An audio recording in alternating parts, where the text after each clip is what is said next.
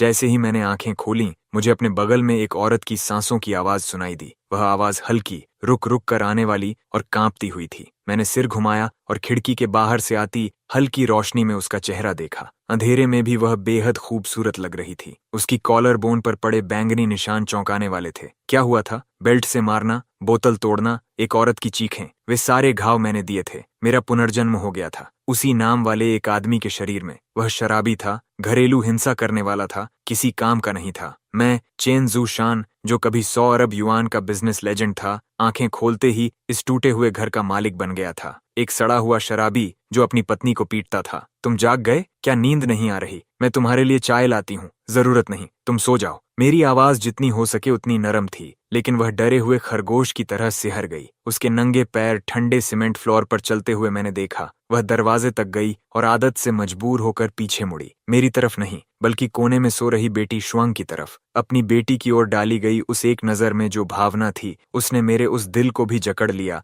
जो business world की साजिशों में सालों से कठोर हो चुका था। पिछले जन्म में मैंने दसियों अरब के सौदे किए थे, कई देशों के डिग्निटरीज से मिला था और अनगिनत औरतों के साथ रहा था जो खुद मेरे पास आई थीं। मुझे लगता था मैंने सब कुछ देख लिया है, लेकिन ऐसी औरत कभी नहीं देखी थी। इतनी बुरी तरह पीटी गई औरत। जागने के बाद उसका पहला काम यह था कि उस आदमी की नींद न टूटे जिसने उसे पीटा था, और दूसरा काम यह देखना था कि उसकी बेटी आराम से सो रही है या नहीं। मैं बैठ गया और अपनी कनपटियां दबाने लगा। यादें लगातार उमड़ती चली आ रही थीं। वह जुआरी था, जब हारता था तो अपनी पत्नी को पीटता था। चुप रहो तुम। मेरी किस्मत खराब करने की हिम्मत कैसे हुई? सबसे बुरी मार में शुआंग 3 दिनों तक बिस्तर से उठ नहीं पाई थी। फिर भी उसे उठकर उसके लिए खाना बनाना पड़ता था। वह निकम्मा था। पूरा घर शुआंग के मार्केट में फ्रूट स्टॉल चलाने पर निर्भर था, जहां से वह महीने के 2 या 3 हजार कमाती थी, और वह सब पैसे लेकर जुए में हार जाता था। जब उसे और पैसे चाहिए होते तब उसे अपनी बेटी की भी परवाह नहीं रहती थी। चिंचान को 39 डिग्री बुखार था और उसने कार्ड टेबल से फोन पर जवाब दिया था, मैं गैम्बलिंग कर रहा हूँ, जब मर जाए तो मुझे बता देना। फिर कल वह फिर हार गया था। कोई बात नहीं। शुआंग तुम्हारे लिए कितनी कीमत रखती है? कीमत बताओ। शुआंग की क्या कीमत होगी? क्यों नहीं, वह खूबसूरत है। यकीन नहीं? कल आकर देख लेना, मैं तुम्हें दिखाऊंगा। आज वे लोग माल देखने आने वाले थे। मैंने आंखें बंद कर गहरी सांस ली। शुआंग चाय का कप लेकर आई, तभी चंचन नींद में बेचैनी से सिसकी। मैंने मॉस्किटो नेट उठाया और कप ले लिया। अंदर आ जाओ, नहीं तो मच्छर आकर बच्चे को काटेंगे। शुआंग ने अविश्वास से मेरी तरफ देखा। उसे यकीन ही नहीं हो रहा था कि जो आदमी उसे हमेशा पीटता और गालियां देता था, वही ऐसी बात कह सकता है। वह बिस्तर पर आकर चंचन को सुलाने लगी और मेरी तरफ पीठ करके लेट गई। उसका शरीर हल्का सा तना हुआ था। काफी देर बाद उसने धीरे से पूछा, नींद नहीं आ रही? मैंने बस हल्की सी आवाज निकाली। उसने उसे संकेत समझ लिया और कांपती उंगलियों से अपने पजामास के बटन खोलने लगी। बिस्तर थोड़ा छोटा है, कोशिश करना धीरे रहना। उसकी आवाज में हार मान चुकी सुन्नता थी। मेरा दिमाग गूंज उठा। मैं तुरंत समझ गया, असली मालिक अपनी पत्नी से अपनी बेटी के बगल में यही सब करवाता था ताकि उसके अंदर का गुस्सा शांत हो सके। घृणा और क्रोध की तीव्र लहर मेरे सिर में दौड़ गई और उसके बाद उससे भी ज्यादा तीखा दर्द मेरे दिल में उठा। मैंने उसका हाथ पकड़ लिया जब वह बटन खोल रही थी। शू मिंग। मैंने पहली बार गंभीरता से उसकी आंखों में देखकर उसका नाम पुकारा। मेरी बात सुनो, अब तुम्हें ये सब करने की जरूरत नहीं है। उसका पूरा शरीर बुरी तरह कांप उठा। उसकी आंखें हैरानी, उलझन और उस भावना से भर गईं जिसे वह दिखाने की हिम्मत नहीं कर रही थी, एक कमजोर सी उम्मीद। सो जाओ, मैं तुम्हें और चंचन को एक अच्छी जिंदगी दूंगा। यह कहते हुए मेरे दिमाग में पूरी योजना साफ हो चुकी थी। सुबह होते ही मैं उठ गया, आदत की वजह से नहीं, बल्कि इसलिए क्योंकि सब कुछ बदल देने की इच्छा मेरे सीने में जल रही थी और मुझे सोने नहीं दे रही थी। शुआंग बेहद हल्के हाथों से चंचान को नीचे उतार रही थी। मुझे जागा देखकर वह घबरा गई। माफ करना, मैं खुद ही जाग गया था। मैं उठकर बैठ गया। आज मैं चंचन को स्कूल छोड़ूंगा और तुम्हारे साथ स्टॉल पर भी चलूंगा। हाल में बिजनेस अच्छा नहीं चल रहा। मुझे पता था कि उसे लगा मैं फिर पैसे मांग रहा हूँ। डर उसकी आदत बन चुका था, लेकिन इस बार मैंने कोई सफाई नहीं दी। मैं उठकर किचन में चला गया। फ्रिज में सिर्फ कुछ एग्स और एक कटोरा बचा हुआ राइस था। वह दिल तोड़ देने वाला खालीपन था। जब मैं 2 प्लेट सुनहरे खुशबूदार एग फ्राइड राइस लेकर बाहर आया तो शुआंग और चेनचन एक तरफ खड़े ऐसे देख रहे थे जैसे कोई समझ से परे चमत्कार देख लिया हो। चिंचान ने अपना छोटा सा चेहरा उठाकर कहा, माँ, पापा खाना बना सकते हैं। शुआंग ने जवाब नहीं दिया। वह बस जटिल भावनाओं से भरी आंखों से मुझे देखती रही। मार्केट शोर और अफरा तफरी से भरा हुआ था। मैं शुआंग के फ्रूट स्टॉल के सामने खड़ा था, हल्का सा भौहें सिकोड़ते हुए। ये बहुत साधारण था, बस एक ही तरह के सेब बेतरतीब ढंग से रखे हुए थे। फटे हुए कार्डबोर्ड के एक टुकड़े पर टेढ़े मेढ़े अक्षरों में लिखा था 3.8 RMB पर कैटी। बगल वाली सब्जी बेचने वाली औरत चिल्लाई, अरे वाह, जूशंग आज मदद करने आया है। लगता है सूरज पश्चिम से निकला है। मैंने उसकी ओर देखा तक नहीं। मेरा दिमाग तेजी से काम कर रहा था। सिंगल कैटेगरी, कोई कंपेटिटिवनेस नहीं, फिक्स्ड प्राइस, मार्जिन बहुत कम, कस्टमर फ्लो और अट्रैक्शन पूरी तरह गायब। शोंग को मैनेजमेंट फी जमा करने जाना था। जाने से पहले उसने बेचैनी से पीछे मुड़कर देखा और धीरे से कहा, सेब 3.8 में है। समझ गया,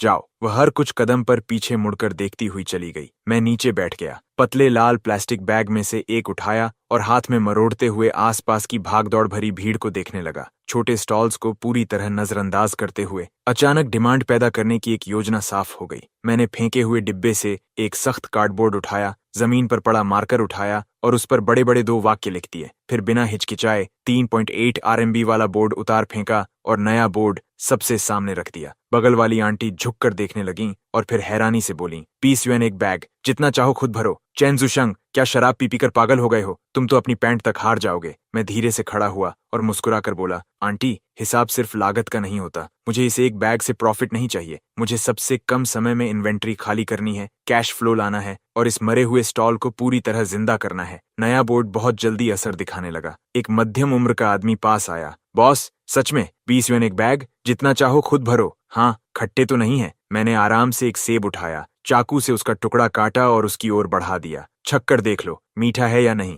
तुम खुद बताओ। उसने एक टुकड़ा खाया, कुछ नहीं बोला। तुरंत एक बैग उठाया और पागलों की तरह भरना शुरू कर दिया, मानो बैग फट जाएगा। मैं हंस पड़ा और कहा, जब तक बैग उठा सकते हो, सारे सेब तुम्हारे हैं। यह वाक्य मानो बांध टूटने जैसा था। भीड़ अचानक उमड़ पड़ी। 20 युएन कोई बड़ी रकम नहीं थी, लेकिन जितना चाहो खुद भरो, इन शब्दों ने इंसानी स्वभाव की सबसे आदिम लालसा को जगा दिया था। बगल वाली आंटी की मुस्कान चेहरे पर ही जम गई। वह मुंह खोले उस बेकाबू भीड़ और तेजी से घटते सेबों के ढेर को देखती रह गईं। उनका स्टील यार्ड वेट जमीन पर गिर गया और उन्हें पता तक नहीं चला। शुआंग अपना काम खत्म करके चिंतित अवस्था में वापस आ रही थी। दूर से ही उसने देखा कि उसका स्टॉल लोगों से घिरा हुआ है। डर के मारे उसका चेहरा सफेद पड़ गया। उसे लगा मैंने फिर कोई मुसीबत खड़ी कर दी है। वह घबराकर भीड़ को चीरती हुई अंदर पहुंची, लेकिन जो दृश्य उसने देखा, उसे देखकर वह स्तब्ध रह गई। उसने मुझे स्टॉल के पीछे खड़ा देखा, न विनम्र न गुस्से में, बस शांति से पैसे लेते हुए और बैग्स बांटते हुए, जबकि चारों ओर लोग सेबों के लिए होड़ मचा रहे थे।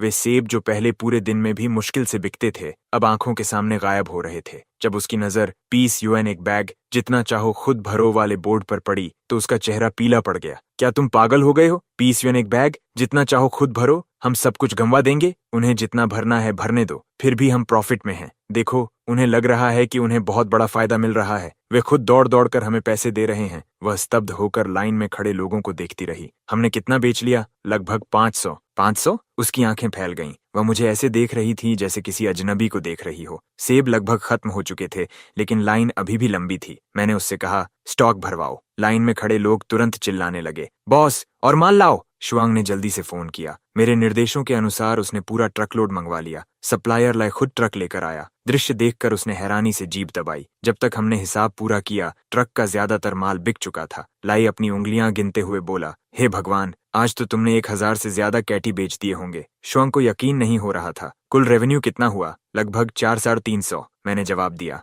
मेरे लिए यह रकम कुछ भी नहीं थी, लेकिन इस परिवार के दोबारा खड़े होने का यह पहला कदम था। शुआंग खोई हुई सी खड़ी थी। पहले वह पूरे महीने में भी इतनी कमाई नहीं कर पाती थी। स्टॉल समेटने के बाद मैं शुआंग को ग्रोसरी शॉपिंग कराने ले गया। मीट, फिश, रिब्स सब खरीदा। लगभग 300 युएन खर्च हो गए। शुआंग के होंठ हिले, लेकिन उसने कुछ नहीं कहा। मुझे पता था कि उसे खर्च चुभ रहा है, लेकिन आज जश्न मनाना जरूरी था। गली के मोड़ पर छोटी चंचन ने मेरे दोनों हाथों में भरे सामान को देखा और खुशी से उछल पड़ी। पापा, क्या आज दावत होगी? हाँ, sweet and Sawar fish, braced pork ribs. मैं झुककर उसके छोटे से चेहरे को सहलाने लगा। वाह, मुझे पापा सबसे ज्यादा पसंद है। वह खुशी से मेरे चारों ओर उछलने कूदने लगी। शुआंग हमें देख रही थी और उसकी आंखें नरम पड़ गई थीं। कभी इस घर में सिर्फ सन्नाटा और डर हुआ करता था, अब आखिरकार उसमें थोड़ी गर्माहट आ गई थी। हम तीनों हंसते बातें करते घर की ओर चल पड़े। चंचन लगातार बोलती जा रही थी और शुआंग के चेहरे पर हल्की सी मुस्कान थी। पुनर्जन्म के बाद मैं ठीक यही दृश्य देखना चाहता था। जब हम गली के मोड़ वाली ग्रोसरी स्टोर के पास से गुजरे,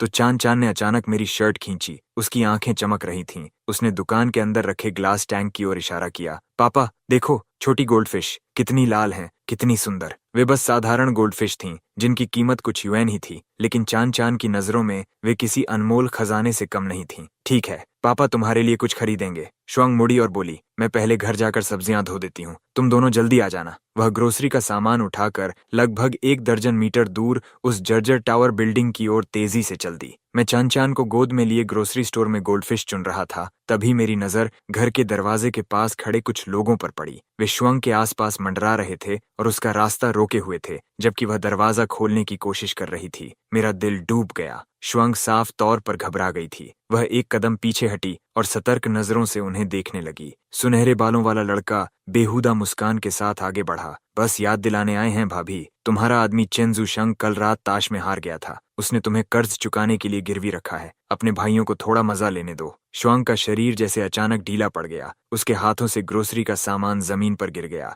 उसका चेहरा राख जैसा सफेद हो गया। ऐसा लग रहा था जैसे उसके शरीर से सारी ताकत निकल गई हो। मैं तेजी से उनकी ओर दौड़ा। श्वांग पहले ही उनकी तरफ पीठ कर चुकी थी और मेरी ओर मुंह किए खड़ी थी। उसके चेहरे से खून का नामोनिशान गायब था। आंसू लगातार बह रहे थे। वह मुझे देख रही थी, मुझे जो उसकी ओर बढ़ रहा था, गोद में हमारी बेटी और हाथ में गोल्डफिश का कटोरा लिए, बिल्कुल एक अच्छे पिता की तरह। उसके होंठ कांप रहे थे जैसे वह कुछ कहना चाहती हो। फिर मैंने उसकी आवाज सुनी, चेन ज़ुशंग, तुमने पूरा 1 दिन और 1 रात यह नाटक सिर्फ इसलिए किया ताकि मैं खुद चलकर इस जाल में आ जाऊं? वह झटके से झुकी, अभी अभी खरीदी गई सब्जियां उठाईं और पूरी ताकत से मेरी तरफ फेंक दी। मैं तुमसे नफरत करती हूँ, मुझे तलाक चाहिए। सब्जियां मुझसे टकराकर जमीन पर बिखर गईं। चान चान डर गई और जोर जोर से रोने लगी। माँ, पापा को मत मारो। मैं कुछ कह पाता उससे पहले ही श्वांग मुड़कर घर की ओर भागी, लेकिन वह अंदर नहीं जा पाई। ट्राये नाम के आदमी ने उसकी कलाई पकड़ ली। भाभी, इतनी जल्दी जाने की क्या जरूरत है? वह मुस्कुराते हुए अपना हाथ उसकी बांह पर ऊपर की ओर सरकाने लगा। तुम्हारे आदमी ने सब लिख कर दिया है। आज रात तुम हमारे साथ चल रही हो। मैंने देखा कि श्वांग पूरी तरह जम गई थी। उसके चेहरे पर पहले से भी गहरा डर साफ दिखाई दे रहा था।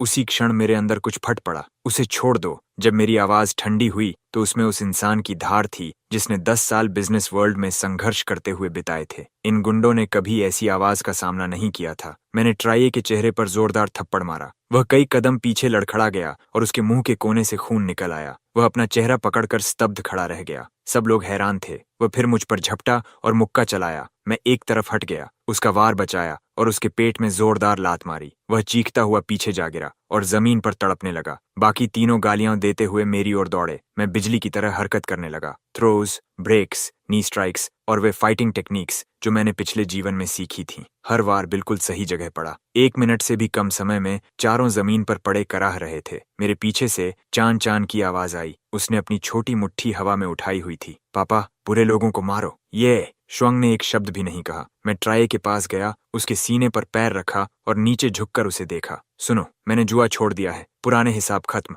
अगर दोबारा मेरे परिवार के पास आए तो हर बार तुम्हें पीटूंगा, समझे? वह फिर भी अकड़ दिखाने की कोशिश करने लगा। तुम पर कर्ज है और हम पैसे लेंगे। हम पुलिस बुलाएंगे। पुलिस बुलाओ। मैं हंस पड़ा। तुम जानते हो बड़े गैम्बलिंग ऑपरेशन चलाने का अपराध क्या होता है? बताऊं? मेरे फोन में सबूत हैं। क्या मैं तुम्हारी मदद करके पुलिस को फोन करूं? उनके चेहरे तुरंत सफेद पड़ गए। माफ करना भाई चैन, हमसे गलती हो गई। हम अभी चले जाते हैं। रुको, मैंने उन्हें वापस बुलाया। मैंने श्वांग की ओर देखा जो अभी भी कांप रही थी। मेरी पत्नी से माफी मांगो। वे चारों बेहद बदहाल दिख रहे थे, लेकिन उन्होंने सिर झुका लिया। माफ कीजिए भाभी, अब दफा हो जाओ। मैंने ट्राये को एक लात मारी। वे चारों घबराकर भाग गए। दुनिया अचानक शांत हो गई। मैं श्वांग की ओर मुड़ा। उसका चेहरा आंसुओं से भीगा हुआ था। उसका शरीर अब भी कांप रहा था। उसकी आंखों में डर था, शक था और गहरा दर्द था। मेरा दिल सुई की चुभन की तरह दर्द कर रहा था। मैं उसके पास गया, उसकी आंखों में देखा और भारी आवाज में एक एक शब्द बोलते हुए कहा, श्वांग, पुराना चेन ज़ुशंग एक घटिया इंसान था। उसने जो किया उसके लिए 10,000 बार मरना भी कम होगा।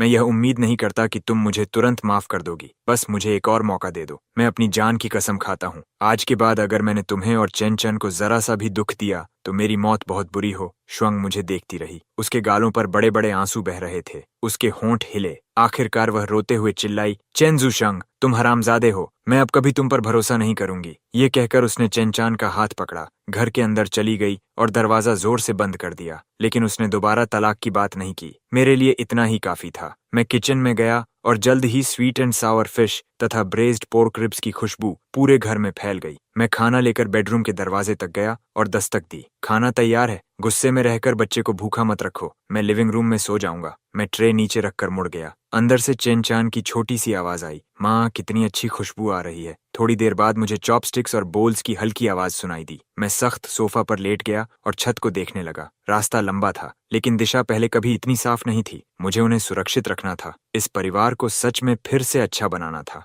बेडरूम का दरवाजा थोड़ा सा खुला। मैंने आंखें बंद कर लीं और सोने का नाटक किया। कुछ सेकंड बाद दरवाजा फिर धीरे से बंद हो गया, लेकिन इस बार उस पर ताला नहीं लगाया गया। मेरे होंठों के कोने हल्के से ऊपर उठ गए। अगले कुछ दिनों तक मैं हर दिन शुआंग के साथ स्टॉल पर जाता रहा। 20 युएन एक बैग, जितना चाहो खुद भरो। अब पूरे मार्केट की पहचान बन चुका था। सेब लगातार बिक रहे थे, रोज 1000 से अधिक कैटी। एक हफ्ते से भी कम समय में शुआंग के कार्ड में अतिरिक्त 10,000 युएन आ गए। रातों में उसे अक्सर नींद नहीं आती थी। कुछ दिनों बाद सेल्स कम होने लगी। तब मेरे दिमाग में नया आइडिया आया, कुछ चेरीज और ब्लूबेरीज भी लाते हैं। उसने भौहें सिकोड़ लीं, बोली कि वह पहले भी कोशिश कर चुकी है और वे नहीं बिके थे। इस बार अलग होगा। मैंने स्टॉल को 2 हिस्सों में बांट दिया। नीचे वाला टियर 15 युएन प्रति कैटी, जिसमें एप्पल्स और पीचेस थे। ऊपर वाला टियर 25 युएन प्रति कैटी, जिसमें चेरीज और ब्लूबेरीज थे। जो चाहो चुनो। सारे फ्रूट्स धोकर, काट कर और बॉक्स में पैक किए गए। 1 युएन और 2 अनलिमिटेड योगर्ट मिलेगा। 1 युएन और 2 एक कैटी एप्पल्स मिलेंगे।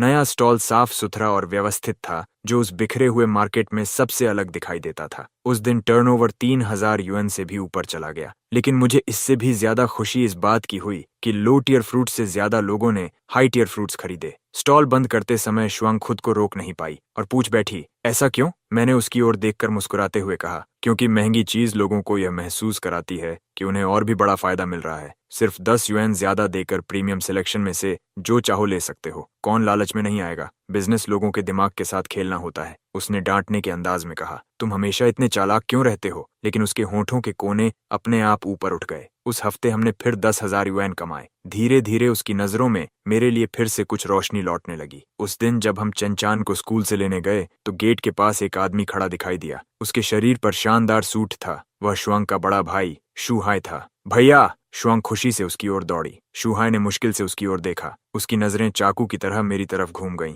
शाओचेन, मेरे साथ चलो, एक पैक सिगरेट्स खरीदनी है। मुझे पता था कि वह बात करना चाहता है। पार्किंग लॉट तक पहुंचकर उसने एक BMW की ओर इशारा किया। ये कार 2 लाख युएन से ज्यादा की है, क्या ख्याल है? बुरी नहीं है। उसने एक बैंक कार्ड निकाला और मेरे हाथ में दे मारा। इसके अंदर 2 लाख युएन है। कार भी तुम्हारी। कल शुआंग को तलाक दे दो, बच्ची उसके पास रहेगी। कार और पैसे तुम्हारे। हमारा हिसाब बराबर समझो। शूहाई की बात सुनकर मैंने सिर हिला दिया। भैया, मैं अब बदल चुका हूँ। चीता अपने धब्बे नहीं बदल सकता। शूहाई का चेहरा सख्त हो गया। शुआंग हमारी आंखों का तारा थी। देखो उसने तुम्हारे साथ कैसी जिंदगी बिताई है। शराब, जुआ, क्या तुम उसके लायक हो? पैसे कम हैं, कीमत बताओ। मेरे अंदर गुस्सा भड़क उठा। मुझे पता था कि वह असली मालिक को कोस रहा था, लेकिन उसके शब्द फिर भी चुभ रहे थे। मुझे बस कुछ और महीने दे दीजिए। तुम कीचड़ से भी बदतर हो। उसने मेरी बात काट दी। एक देहाती लड़का जो यूनिवर्सिटी चला गया, क्या उससे तुम शहर का आदमी बन गए? अगर उस समय शूमिंग ने गलत फैसला न लिया होता तो तुम्हारी औकात ही क्या थी? तुम जैसे लोग सिर्फ पैसे के लिए ऊंचे घर में शादी करना चाहते हो, है ना? खूबसूरत पत्नी और स्टेटस पाने के लिए। क्या तुम उसके लायक हो? मैंने अपनी मुट्ठियां भींच लीं,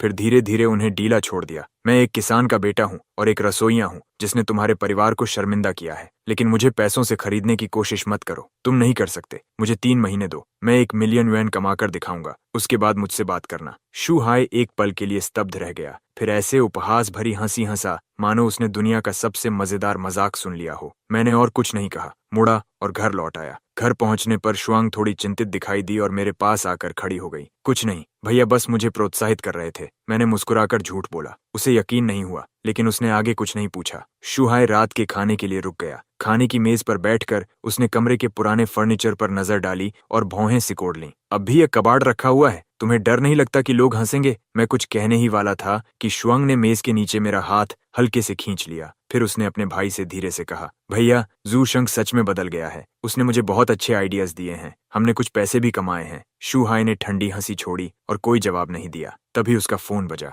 उसने कॉल उठाई और उसका चेहरा तुरंत बदल गया। क्या मिस्टर लू हमारे मार्केटिंग प्लान से खुश नहीं है? क्या उन्होंने नहीं कहा था कि आज अप्रूवल दे देंगे? दूसरी तरफ की आवाज इतनी घबराई हुई थी कि मैं भी थोड़ा बहुत सुन पा रहा था। मिस्टर लू ने प्लान देखा और कहा कि यह बहुत पुराना है। Enjoy a Nobel life, a masterpiece collection अब काम नहीं करता। वे 3 घंटे में आपसे खुद बात करना चाहते हैं। अगर प्लान रिवाइज नहीं हुआ तो प्रोजेक्ट की प्लानिंग फी काट ली जाएगी और आपकी पोजीशन भी खतरे में पड़ सकती है। शू हाई ने तुरंत लैपटॉप निकाला और क्लाइंट से बहुत विनम्रता से बात करने लगा। क्लाइंट की मांग थी कि पोजीशनिंग हाई एंड हो लेकिन दूर की न लगे, उसमें कल्चरल डेप्थ भी हो और साथ ही वह युवा लोगों को भी आकर्षित करे। कुछ देर सुनने के बाद मैंने उसके प्रपोजल पर नजर डाली। उसका पूरा अप्रोच ही गलत था। हाई एंड प्रॉपर्टी घर नहीं बेचती, वह कनेक्शंस, रिसोर्सेज और भविष्य बेचती है। मैं चुपचाप किचन में चला गया। जब मैं और डिशेस लेकर वापस आया तब शू हाई वहां नहीं था। उसका लैपटॉप खुला हुआ था और प्रपोजल आधा अधूरा पड़ा था। भैया बाहर फोन करने गए हैं, श्वंग ने चिंतित स्वर में कहा। अगर यह अकाउंट चला गया तो शायद उनकी नौकरी भी चली जाएगी। मैंने सुना है यह प्रॉपर्टी प्रोजेक्ट इस साल कंपनी का सबसे महत्वपूर्ण प्रोजेक्ट है। तभी चेनचान ने अपना छोटा सा चेहरा उठाया। पापा, क्या आप मामा से ज्यादा अच्छे हो? साबित करो। मैं मुस्कुराया। मैं बैठ गया, माउस पकड़ा और शू हाई के अधूरे प्रपोजल को पूरा सिलेक्ट कर लिया। डिलीट। क्या तुम पागल हो गए हो? श्वंग घबराकर चिल्लाई। तुमने सेव नहीं किया? सेव करने से भी कुछ नहीं होता, उसका तरीका ही गलत है। मैंने कोई और सफाई नहीं दी। मेरी उंगलियां कीबोर्ड पर उतर गईं। जल्द ही मैं पूरी तरह काम में डूब गया। मेरे हाथों के नीचे एक नया प्रपोजल आकार लेने लगा। Full context, operational logic, resource integration strategy, identity authentication system. एक एक करके मैंने सब कुछ तैयार किया। जब शू हाई वापस आया और उसने मुझे अपने कंप्यूटर के सामने बैठे देखा तो वह पूरी तरह भड़क गया। किसने कहा था मेरी कंप्यूटर को हाथ लगाने के लिए? वह गुस्से में मेरी ओर लपका। श्वंग ने जल्दी से समझाने की कोशिश की। इसे रियल एस्टेट मार्केटिंग के बारे में क्या पता? शू हाई आगे बढ़ा, लेकिन अगले ही पल अचानक रुक गया और स्क्रीन को घूरने लगा। वहां एक बेहद व्यवस्थित मार्केटिंग प्रपोजल खुला हुआ था।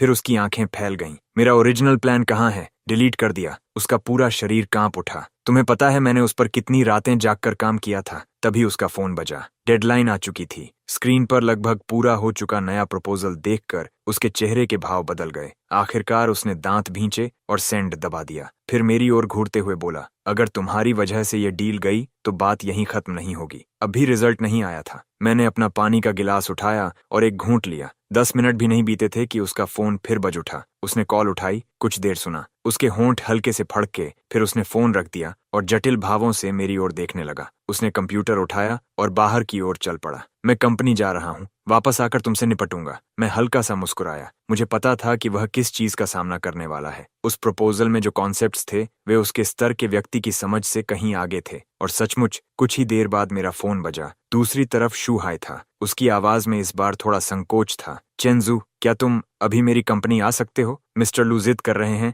कि प्रपोजल लिखने वाले व्यक्ति से मिलना है। एड्रेस भेज दो, मैं ड्राइवर भेजता हूं तुम्हें लेने के लिए। असिस्टेंट के हाथों में मैंने उस प्रपोजल के ऑपरेशंस पेज को पलटा जहां मेरे द्वारा बनाया गया आइडेंटिटी ऑथेंटिकेशन सिस्टम साफ दिखाई दे रहा था। पहला, होम ओनर्स को ओनर्स कमिटी की अप्रूवल लेनी होगी। सिर्फ पैसा होना काफी नहीं होगा, बल्कि कम्युनिटी के लिए वैल्यू, रिसोर्सेज, कनेक्शंस, स्किल्स या इन्फ्लुएंस भी होना चाहिए। दूसरा, यूनिट्स का 30% हिस्सा फ्लोटिंग इन्वेंट्री के रूप में रखा जाए ताकि टॉप एंटरप्रेन्योर्स, आर्टिस्ट और स्कॉलर्स को शॉर्ट टर्म स्टे के लिए आमंत्रित किया जा सके, जिससे कम्युनिटी स्वाभाविक रूप से प्रतिष्ठित बन जाए। तीसरा, हर महीने सर्कल डायलॉग्स आयोजित किए जाए जिनमें केवल इंडस्ट्री के टॉप फिगर्स को आमंत्रित किया जाए। नॉन होम ओनर्स तो टिकट्स भी नहीं पा सकेंगे। मिस्टर लू की आंखें चमक उठीं। घर अब सिर्फ एक कमोडिटी नहीं रह गया था, बल्कि मेंबरशिप क्वालिफिकेशन बन गया था। उन्होंने मुझसे कई और डिटेल्ड क्वेश्चंस पूछे, जिनका मैंने सहजता से उत्तर दिया। पास बैठे कई सीनियर प्लानर्स बार बार सिर हिला रहे थे।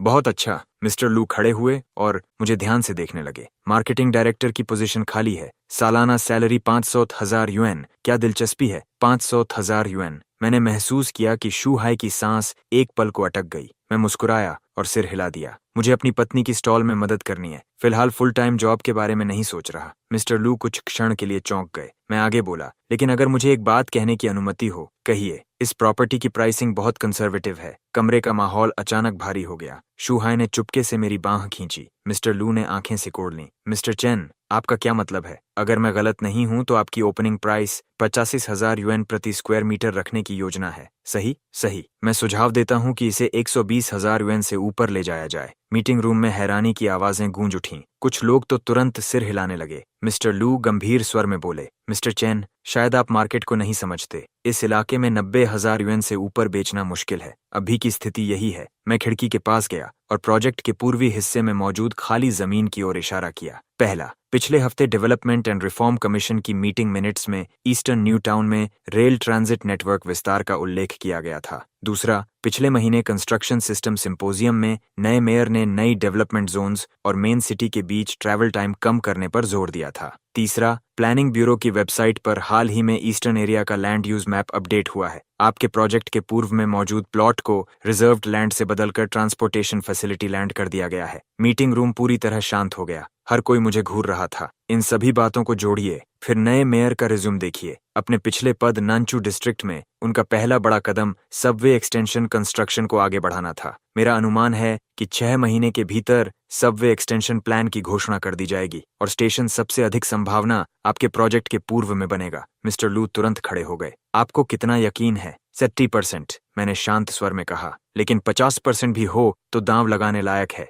क्योंकि जैसे ही यह खबर बाहर आएगी, हाउसिंग प्राइसेस तुरंत 30% से अधिक बढ़ जाएंगी। आज 120,000 युएन महंगा लग सकता है, लेकिन 6 महीने बाद की वास्तविक वैल्यू के मुकाबले यह भी कम होगा। और सबसे महत्वपूर्ण बात, सबवे की खबर आते ही आसपास के कई मास मार्केट प्रोजेक्ट्स मार्केट में आ जाएंगे। अगर आप 50,000 युएन पर टिके रहते हैं तो एक्सक्लूसिव कम्युनिटी की पोजीशनिंग पूरी तरह खो देंगे। अमीर लोग सबवे से ऑफिस जाने वाले कर्मचारियों के पड़ोसी बनना पसंद नहीं करते। मीटिंग रूम में सन्नाटा छा गया। मिस्टर लू पूरे 1 मिनट तक मुझे देखते रहे। फिर उन्होंने अपना फोन उठाया। सेक्रेटरी वंग, प्लानिंग ब्यूरो के डायरेक्टर ली से संपर्क करो। Eastern new town Subway plan के बारे में चुपचाप जानकारी निकालो। इंतजार के वे 10 मिनट 10 साल जैसे लगे। फिर फोन बजा। मिस्टर लू ने कॉल उठाई। जैसे जैसे वह सुनते गए, उनका चेहरा और गंभीर होता गया। आखिर में उन्होंने सिर्फ इतना कहा, कंफर्म्ड, गुड, आई अंडरस्टैंड। उन्होंने फोन रखा और मेरी ओर देखा। मेरी कंपनी में काम करो, वाइस प्रेसिडेंट ऑफ मार्केटिंग, सालाना सैलरी 1 मिलियन युएन। दिलचस्पी है?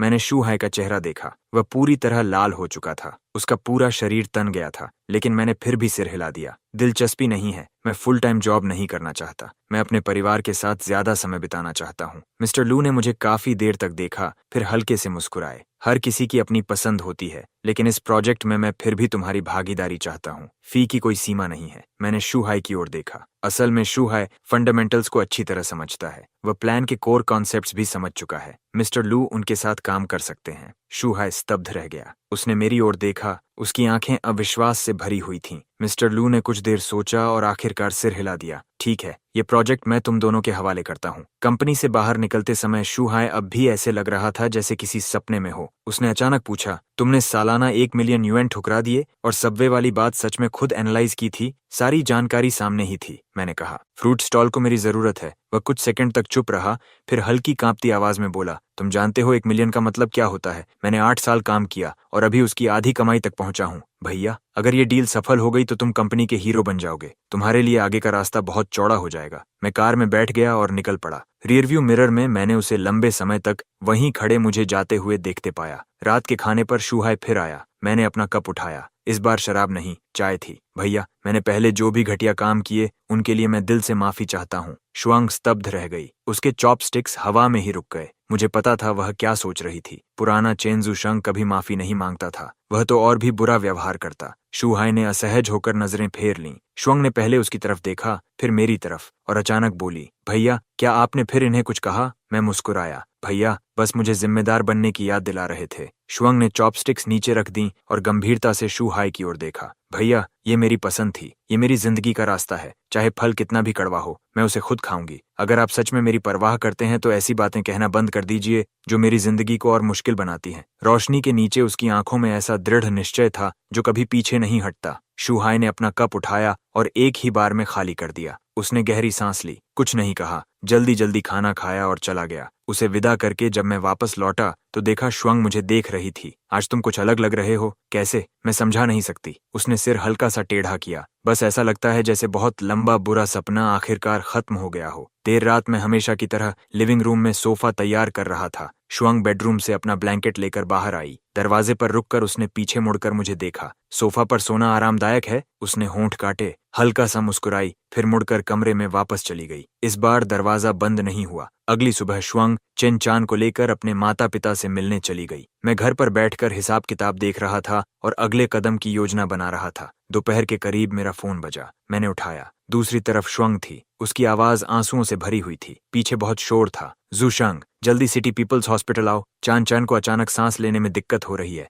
वह इमरजेंसी रूम में है। मेरा दिमाग एकदम खाली हो गया। मैंने सब कुछ छोड़ दिया और तुरंत बाहर भागा। हॉस्पिटल पहुंचते ही देखा कि श्वंग का पूरा परिवार वहां आ चुका था। उसके पिता शू जांकी ने मुझे देखते ही गुस्से से मेरी ओर कदम बढ़ाए। चेंजू शंग, देखो इस बच्चे का क्या हाल हो गया है। डॉक्टर ने कहा है कि यह बीमारी बहुत पहले पकड़ में आ जानी चाहिए थी। तभी एक नर्स जल्दी से आई। फैमिली मेंबर्स, कृपया शांति बनाए रखें। उसकी मां ग्वान रू लाल आंखों के साथ मेरे पास आई। उनकी आवाज कांप रही थी। डॉक्टर ने कहा है कि यह इडियोपैथिक पल्मोनरी आर्टीरियल हाइपरटेंशन है, एक दुर्लभ बीमारी। अभी जो दवा दी जा रही है वह सिर्फ अस्थायी मेंटेनेंस है। इसे एक स्पेशल टारगेटेड इंपोर्टेड ड्रग चाहिए जिसकी कीमत 30,000 युएन प्रति महीना है और इसे लंबे समय तक लेना पड़ेगा। मेरा दिल ऐसा लगा जैसे किसी ने ड्रिल से छेद दिया हो। पल्मोनरी हाइपरटेंशन, ये कैसे हो सकता था? श्वंग सीधे मेरी बाहों में आ गिरी। वह रो रही थी और उसका पूरा शरीर कांप रहा था। डॉक्टर ने कहा कि शायद यह बीमारी काफी समय से थी। इसके सिम्टम्स बहुत हल्के थे। मैंने ध्यान नहीं दिया। कभी कभी वह कहती थी कि वह थक गई है।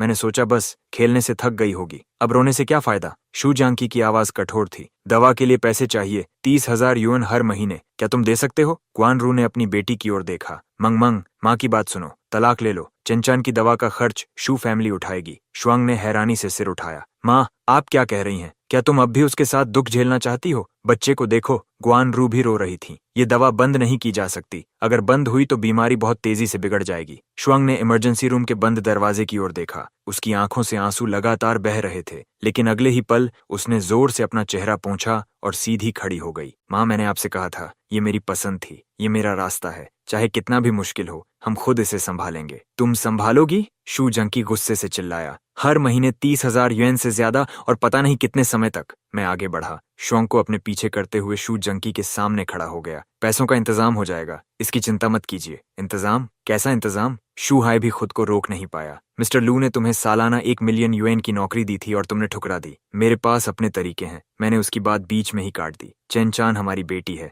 उसकी पूरी जिम्मेदारी हम लेंगे। शू जंकी मुझे लंबे समय तक घूरता रहा, फिर अचानक ठंडी हंसी हंसा। ठीक है, बहुत आत्मसम्मान है तुम्हारे अंदर, तो सब कुछ खुद ही संभालो। चलो। शू परिवार वहां से चला गया। श्वंग मेरे कंधे पर सिर रखकर धीरे धीरे रो रही थी। उसका शरीर कांप रहा था। डरो मत, मैंने उसकी पीठ हल्के से थपथपाई। मैं हूं यहाँ। लेकिन दवा की कीमत? उसने आंसुओं भरी आंखों से मेरी ओर देखा। 30,000 युएन हर महीने। पैसा समस्या नहीं है, मैंने खिड़की के बाहर देखते हुए कहा। तुम चैन का ध्यान रखो, बाकी सब मुझ पर छोड़ दो। पेमेंट विंडो के सामने खड़ा मैं हाथ में बैंक कार्ड को देख रहा था। उसके अंदर वही पैसा था जिसे हमने सुबह जल्दी उठकर और देर रात तक मेहनत करके थोड़ा थोड़ा बचाया था। लेकिन मैं जानता था कि अपनी बेटी का इलाज करवाने के लिए यह रकम बिल्कुल भी पर्याप्त नहीं थी। मैं एक समय शून्य से उठकर 100 अरब की एम्पायर बना चुका था। इस जीवन में, इस परिवार के लिए मुझे बहुत जल्दी पर्याप्त पैसा कमाना था। हॉस्पिटल के कॉरिडोर में खड़ा मैं बेतहाशा अपनी याददाश्त खंगालने लगा कि जल्दी पैसा कमाने का कोई तरीका मिले। फ्यूचर्स बहुत धीमा था, एंटीक्स बहुत गहरा और जोखिम भरा क्षेत्र था। गैम्बलिंग के लिए कनेक्शंस चाहिए थे। तभी मेरी यादों का एक बेहद धुंधला टुकड़ा अचानक साफ हो गया। एक अंडरग्राउंड गैम्बलिंग साइट के वर्चुअल हॉर्स रेसिंग सेक्शन में प्राइज प्री डिस्ट्रीब्यूशन सिस्टम का एक लूप होल था। किसी ने उसी का इस्तेमाल करके 3 दिनों में 2 मिलियन युएन से अधिक निकाल लिए थे, इससे पहले कि साइट रिकॉन्सिलिएशन के दौरान गड़बड़ी पकड़ पाती। लूप होल का सिद्धांत बहुत जटिल नहीं था, लेकिन बेटिंग टाइमिंग पर अत्यधिक सटीक नियंत्रण चाहिए था। साइट किसी वर्चुअल रेस के अंतिम 30 सेकंड के दौरान रियल टाइम ऑड्स के आधार पर संभावित विनिंग्स को अवेलेबल बैलेंस के रूप में पहले ही दिखा देती थी। मुख्य बात यह थी कि उन्हीं अंतिम 30 सेकंड के भीतर यदि यूजर उस वर्चुअल बैलेंस का उपयोग किसी दूसरी लगभग समाप्त होने वाली रेस पर बेट लगाने के लिए करता, तो सिस्टम वास्तव में उसे वैलिडेट कर देता था। सही सीक्वेंस के साथ कोई व्यक्ति थोड़ी सी वास्तविक पूंजी का उपयोग करके वर्चुअल फंड्स को कई गुना बढ़ाकर लगातार बेट्स लगा सकता था। जब सभी रेसेस का सेटलमेंट होता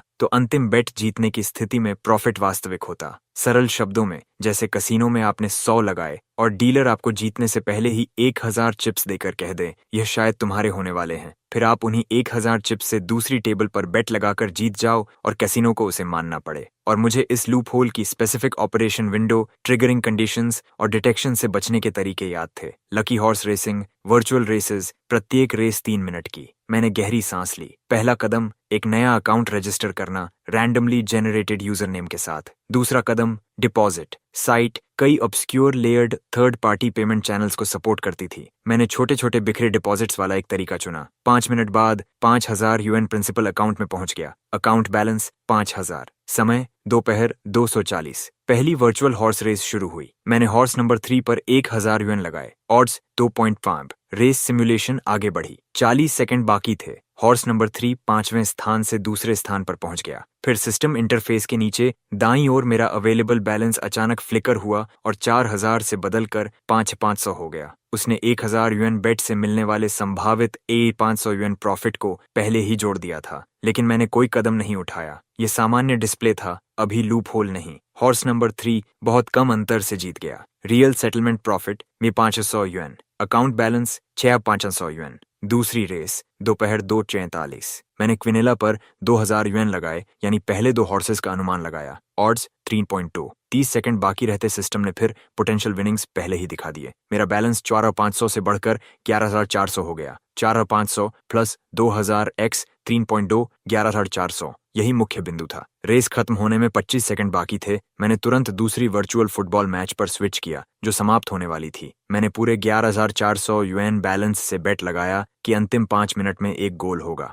ऑड्स 1.8। सिस्टम ने वेरिफिकेशन पास कर दिया। बेट सफल हो गया। लूपहोल सचमुच मौजूद था। सिस्टम प्री कैलकुलेटेड विनिंग्स को वास्तविक और इस्तेमाल करने योग्य फंड्स मान रहा था। मेरी धड़कन तेज होने लगी। हॉर्स रेस खत्म हुई। क्विनेला जीत गई। प्रॉफिट 4,405। फुटबॉल मैच भी समाप्त हो गया। 19वें मिनट में एक वर्चुअल प्लेयर ने लॉन्ग रेंज गोल कर दिया। प्रॉफिट 20,520। अकाउंट बैलेंस तुरंत बदल गया। 5,000 यूएन, 3,000 यूएन ओरिजिनल बेट्स, फिर 4,405 और 20,520 जोड़कर कुल 26,925 यूएन। 10 मिनट से भी कम समय में 5,000 यूएन लगभग 27,000 यूएन बन चुके थे। लेकिन मैं रुका नहीं। मुझे पता था कि यह लूपहोल लगातार इस्तेमाल किया जा सकता है। हर रेस के अंतिम 30 सेकंड विंडो का सही इस्तेमाल करके वर्चुअल कैपिटल को बर्फ के गोले की तरह बढ़ाया जा सकता था। अगर हार भी जाओ तो सिर्फ वर्चुअल प्रिंसिपल खोता था। 3rd round, 4th round. मेरे हाथ कीबोर्ड और माउस पर उड़ रहे थे, जबकि मेरी आंखें एक साथ 3 अलग अलग काउंटडाउन विंडोज पर टिकी थीं। हर कदम सेकंड की सटीकता से उठाना पड़ रहा था। दोपहर 3:21 बजे मैंने अंतिम ऑपरेशन पूरा किया। स्क्रीन पर फाइनल अकाउंट बैलेंस चमक रहा था, 726,800। मैंने सिर्फ 1 घंटे में 5,000 यूएन को बढ़ाकर 140 गुना से अधिक प्रॉफिट में बदल दिया था। मैं कुर्सी पर पीछे झुक गया और स्क्रीन पर चमकते नंबर को घूरता रहा। मेरी हथेलियां पसीने से भीग चुकी थीं। मैंने विथड्रॉ पर क्लिक किया। साइट ने प्रॉम्प्ट दिखाया, large withdrawal requires manual review, funds will arrive with in 2 hours. मैंने पूरी ब्राउजिंग हिस्ट्री साफ की, कंप्यूटर बंद किया और वहां से निकल गया। इंटरनेट कैफे से बाहर निकलते ही धूप कुछ ज्यादा तेज लगी। मैंने आंखों पर हाथ रखा और गहरी सांस ली। 736,000 यूएन भी चेन चान की बीमारी के लिए मुश्किल से पर्याप्त थे। उसे पूरी तरह ठीक करने के लिए और भी अधिक पैसे चाहिए थे, लेकिन मुझे पता था कि बहुत जल्द कोई मुझे और पैसा देने आने वाला है। हॉस्पिटल रूम का दरवाजा खोलते ही मैंने नर्स की ठंडी आवाज सुनी, मिस शू, सिस्टम में सिर्फ 5,000 यूएन का डिपॉजिट दिख रहा है। पूरी रकम आज जमा करनी होगी, नहीं तो टेस्ट्स और मेडिकेशन आगे नहीं बढ़ सकते। श्वंग लगभग रो पड़ी। यह असंभव है। मेरे पति 1 घंटे पहले 10,000 यूएन जमा करने गए थे। तभी उसने मुझे अंदर आते देखा और उसकी आवाज गले में अटक गई। पैसे कहाँ हैं? वो 10,000 यूएन। मैंने सिर्फ 5,000 यूएन जमा किए, मैंने उसकी आंखों में देखते हुए कहा। बाकी 5,000 यूएन मैंने हॉर्स बेटिंग में लगाए। Horse betting? श्वंग के चेहरे के सारे भाव टूट गए। वह लड़खड़ा गई, जैसे उसके शरीर की सारी ताकत खत्म हो गई हो। चेंजू शांग, वो चेन चान की जान बचाने के पैसे थे, तुमने उन्हें भी जुए में लगा दिया। वह मुझ पर टूट पड़ी। उसकी मुट्ठियां मेरे सीने पर बरसने लगीं। वह दिल तोड़ देने वाले अंदाज में रो रही थी। क्या तुम इंसान भी हो? उन कसमों का क्या हुआ जो तुमने खाई थीं? पास खड़ी नर्स ने भीतर ही भीतर सिर हिलाया। उसकी आंखों में साफ तिरस्कार था। मैंने श्वांग की कलाई पकड़ ली और धीमी आवाज में कहा, मेरी बात ध्यान से सुनो। वो 5,000 यूएन में जीत गया हूँ। पैसा विथड्रॉ हो चुका है। 2 घंटे के भीतर अकाउंट में आ जाएगा। चेन चान का मेडिकल एक्सपेंस फिलहाल हल हो गया है। वह रुक गई। उसने सिर उठाकर मुझे देखा। उसकी आंखों में पूरी तरह टूटी हुई उम्मीद और निराशा थी। तुम फिर झूठ बोल रहे हो। तुम फिर से झूठ बोलना शुरू कर चुके हो, है ना? उसने कांपती उंगली से मेरी ओर इशारा किया।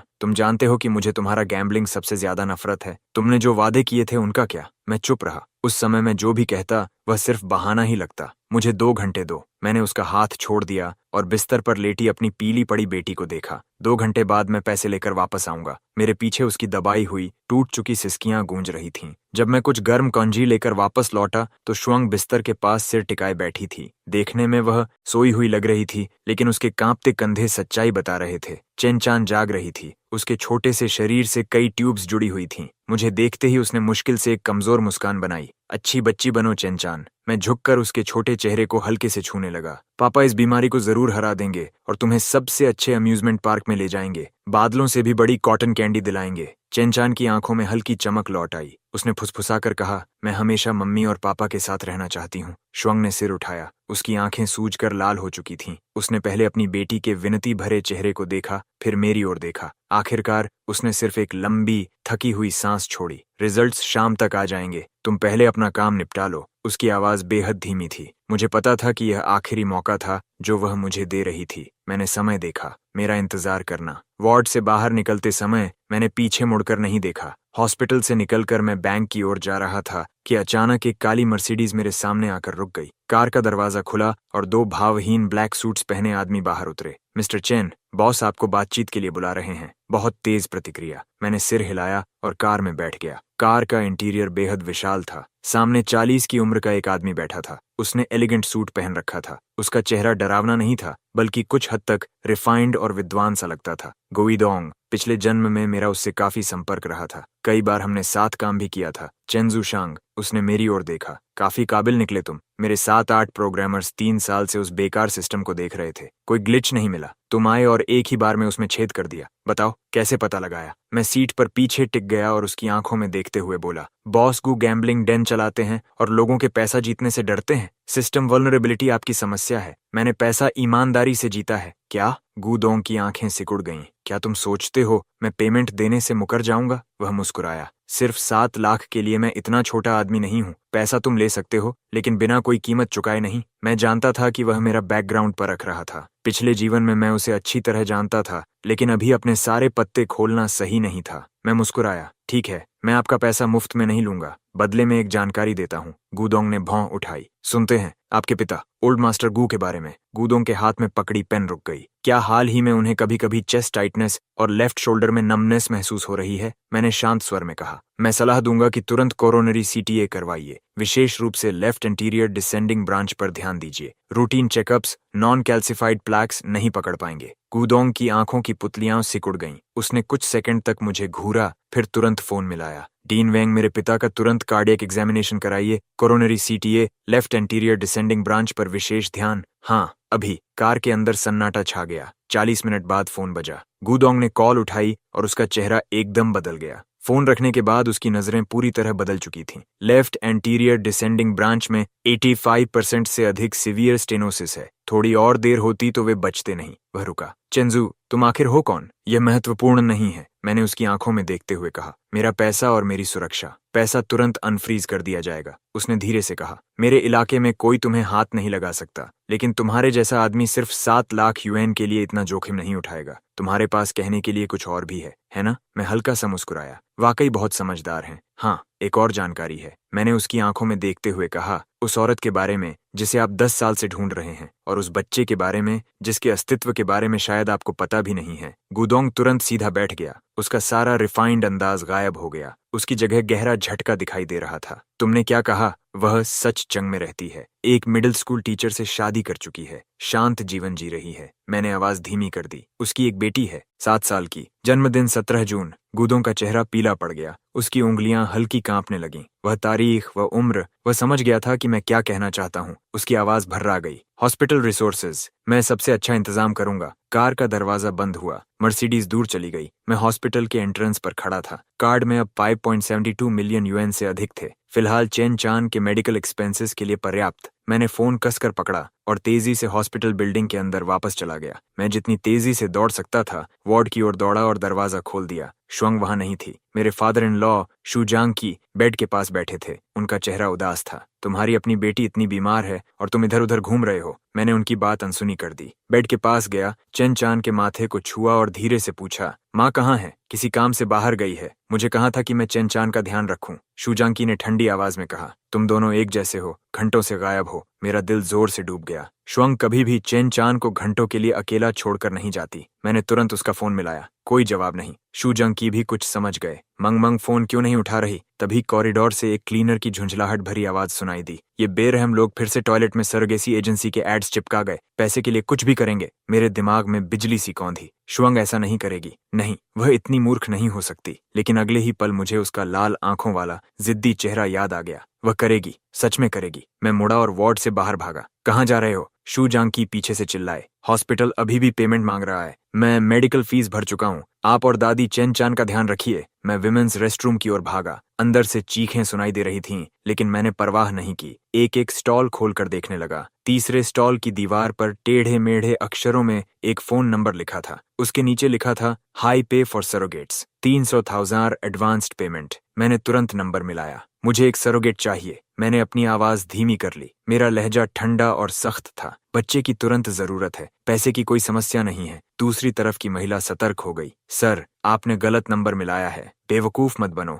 मैं ठंडे अंदाज में हंसा। मेरी पत्नी बच्चा पैदा नहीं कर सकती। मुझे एक लड़का चाहिए। Gender selection preferred. कुछ सेकंड तक सन्नाटा छाया रहा। फिर महिला की आवाज गर्मजोशी और उत्साह से भर गई। बॉस, आप अच्छी जानकारी रखते हैं। हम कर सकते हैं, लेकिन कीमत, पैसे की कोई समस्या नहीं है। मैंने बीच में ही रोक दिया। लेकिन मुझे व्यक्ति चुनना होगा। कोई प्रीवियस सरोगेसी एक्सपीरियंस नहीं होना चाहिए। नहीं होनी चाहिए। पहले कभी बच्चा पैदा न किया हो। जवान, स्वस्थ, अच्छे जीन्स। अभी कोई तैयार नहीं है। महिला की आवाज में माफी थी। बॉस, सच में इस समय हमारे पास कोई अवेलेबल नहीं है। मुझसे झूठ मत बोलो। मैंने आवाज ऊंची कर दी। आज ही प्रिलिमिनरी चेक के लिए एक नई लड़की आई है। कॉन्ट्रैक्ट साइन किया या नहीं? महिला साफ तौर पर हैरान थी। आपको यह कैसे पता? मैंने ठंडे स्वर में कहा। मुझे एड्रेस भेजो, मैं अभी उसे देखने आ रहा हूँ। अगर मैं संतुष्ट हुआ तो कीमत दोगुनी दूंगा। दोगुनी? उसकी आवाज पूरी तरह बदल गई। बॉस, क्या आप सच कह रहे हैं? मैं जल्दी में हूँ, 20 मिनट में पहुंच जाऊंगा। नया माल मेरे लिए संभाल कर रखना। अगर उसने कॉन्ट्रैक्ट साइन कर लिया है और प्रोसेस शुरू हो चुका है तो रहने दो। नहीं, कोई कॉन्ट्रैक्ट नहीं है, बस इनिशियल चेकअप पूरा हुआ है। बॉस, आ जाइए, हम आपका इंतजार करेंगे। मैंने फोन काट दिया। अस्पताल से बाहर भागा। एक टैक्सी रोकी और ड्राइवर को एड्रेस बताया। उसी समय मैंने पुलिस को फोन लगाया और धीमी आवाज में वो एड्रेस बताते हुए रिपोर्ट की कि वहां इलीगल सरोगेसी चल रही है। 20 मिनट बाद मैं एक जर्जर अर्बन विलेज में खड़ा था। हाउसकीपिंग सर्विसेज के बोर्ड वाली पुरानी इमारत ढूंढकर सीधे तीसरी मंजिल पर पहुंचा। दरवाजा थोड़ा सा खुला। भारी मेकअप की हुए एक मिडिल एज्ड महिला ने मुझे ऊपर से नीचे तक देखा। क्या आप बॉस हैं? व्यक्ति कहाँ है? मैं सीधे अंदर चला गया। लाउंज में वह महिला पीछे पीछे आई और खुशामदी मुस्कान के साथ बोली, इस लड़की की कंडीशंस अच्छी हैं। 28 साल की है, एक बेटी को नेचुरल बर्थ दे चुकी है, स्वस्थ है, पैसों की सख्त जरूरत है, कीमत पर आसानी से बात हो सकती है। उसने दरवाजा खोल दिया। शूइंग एक पुराने सोफे पर बैठी थी। उसके हाथ कपड़ों के किनारों को कसकर पकड़े हुए थे। मुझे देखते ही उसकी आंखें सदमे से फैल गईं और उसका पूरा शरीर जैसे जम गया। यही है। मैंने बिना भाव के उसे ऐसे देखा जैसे किसी सामान की जांच कर रहा हूं। खड़ी हो जाओ, घूमो। जब वह खड़ी हुई तो उसके चेहरे पर डर साफ दिखाई दे रहा था। बॉस, कैसी लगी? महिला ने तुरंत कहा। अच्छे नैन नक्श, अच्छा figure, bachelors degree.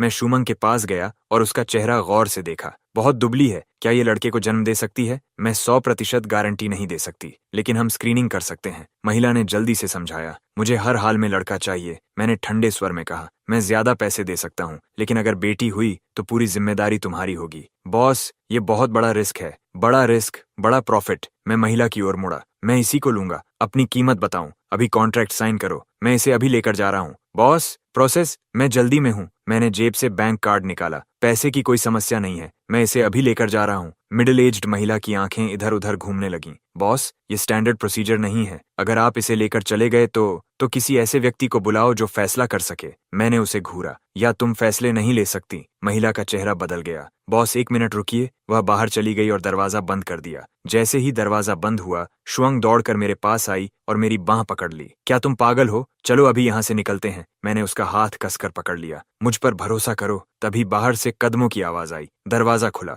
Middle aged महिला वापस आई। उसके साथ दो हट्टे कट्टे आदमी और सूट तथा गोल्ड रिम्ड ग्लासेस पहने एक मिडिल एज्ड आदमी था। बॉस, ये हमारे जनरल मैनेजर चेन हैं। जनरल मैनेजर चेन ने मुझे ऊपर से नीचे तक देखा। सुना है बॉस किसी को तुरंत ले जाना चाहते हैं। हाँ, कीमत बताओ। 8 लाख ऑल इंक्लूसिव, लड़के की गारंटी। ठीक है, 50,000 एडवांस अभी, मैं ट्रांसफर कर दूंगा। मैं व्यक्ति को लेकर जा रहा हूँ। बाकी भुगतान प्रेगनेंसी कंफर्म होने के बाद होगा। जनरल मैनेजर चेन मुस्कुराया। बॉस, यहाँ ऐसा नहीं होता। आप पूरी रकम अभी देंगे और हम व्यक्ति को आपकी बताई जगह पर पहुंचा देंगे। उसने चश्मा ऊपर किया और उसके चेहरे पर क्रूर मुस्कान उभर आई। वरना मुझे डर है कि आप इस जगह से बाहर नहीं जा पाएंगे। मैंने आंखें सिकोड़ लीं। मेरे पैसे लेना इतना आसान नहीं है। ये इस बात पर निर्भर करता है कि आपके पास इस दरवाजे से बाहर निकलने की क्षमता है या नहीं। जनरल मैनेजर चेन ने इशारा किया। दोनों हट्टे कट्टे आदमी एक कदम और आगे बढ़ गए। उसी समय नीचे से हल्की पुलिस सायरन्स की आवाज सुनाई दी। जनरल मैनेजर चेन का चेहरा तुरंत बदल गया। तुमने पुलिस बुला ली?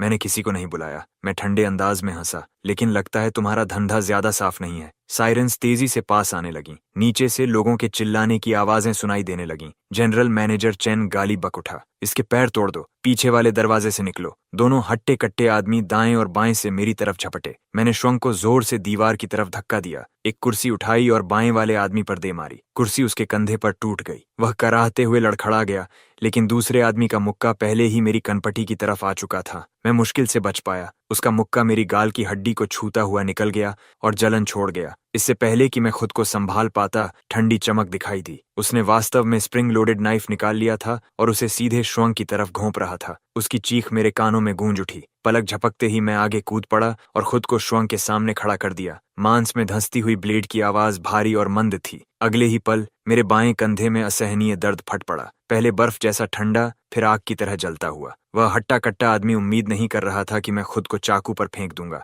वह एक पल के लिए जम गया। उसी पल मैंने अपने दाएं हाथ से उसकी नाइफ वाली कलाई पकड़ ली और अपना माथा उसकी नाक पर दे मारा। हड्डी टूटने की आवाज उसकी चीखों के साथ मिल गई। उसने नाइफ का हैंडल छोड़ दिया और पीछे लड़खड़ा गया। पुलिस, हिलना मत, सब लोग जमीन पर लेट जाओ। उसी क्षण पुलिस ऊपर आ चुकी थी। मैं शुमंग के सामने खड़ा था, अपने खून बहते बाएं कंधे को दबाए हुए और दायां हाथ ऊपर उठाए। ऑफिसर्स, हम पीड़ित हैं। जनरल मैनेजर चेन जमीन पर पड़ा अभी भी छटपटा रहा था, लेकिन ऑफिसर्स ने उसे दबोच रखा था। एक युवा पुलिस ऑफिसर ने मुझे खून से लथपथ देखा और तुरंत अपने रेडियो में बोला, यहाँ एक घायल व्यक्ति है, एम्बुलेंस चाहिए। शुमंग दौड़कर मेरे पास आई। उसके हाथ कांप रहे थे जब उसने मेरे घाव के आसपास दबाव डाला। उसकी आंखों से लगातार आंसू बह रहे थे। तुम्हारा बहुत खून बह रहा है। मैं दीवार से टिक गया और उसकी तरफ मुस्कुराने की कोशिश की। अपने सही हाथ से मैंने धीरे से उसका चेहरा छुआ। ठीक है, बस एक फ्लैश वूंड है। सबसे जरूरी बात यह है कि तुम सुरक्षित हो। जब हम पुलिस स्टेशन से बाहर निकले तब बाहर पूरी तरह अंधेरा हो चुका था। श्वंग ने मेरा हाथ कसकर पकड़ा हुआ था। उसकी उंगलियां ठंडी थीं और हल्का कांप रही थीं।